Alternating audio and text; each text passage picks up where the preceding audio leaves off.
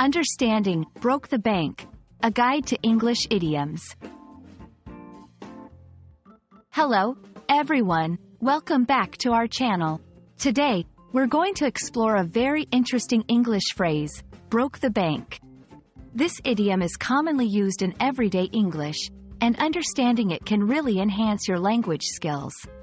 So, let's dive in and discover what it means and how to use it. Broke the bank is an idiom that means spending a large amount of money, often more than one can afford or more than was planned. It doesn't literally mean breaking a physical bank, but rather, it's a metaphorical way of saying that someone has spent a significant amount of their resources. Let's look at an example to understand it better. He broke the bank buying that new car. In this sentence, it implies that purchasing the new car was very expensive and possibly impacted the person's financial situation considerably. Understanding where an idiom comes from can often help us remember it better. The phrase, broke the bank, originated from gambling. In the context of a casino, if a player won more money than the table had available, it was said that they broke the bank. Over time, this phrase evolved to be used in everyday situations where someone spends a lot of money.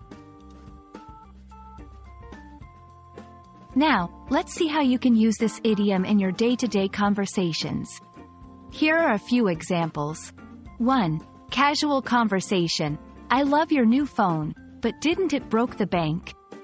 2. In a narrative, after the vacation, they realized they had broken the bank and needed to cut back on expenses. Remember, the phrase is often used in a light-hearted or humorous context, especially when talking about extravagant purchases or expenses. And that's all about the phrase, broke the bank. We hope this video has been informative and adds a fun, expressive idiom to your English vocabulary. Don't forget to practice using it in your conversations. Thank you for watching, and we'll see you in the next video with more exciting English language tips.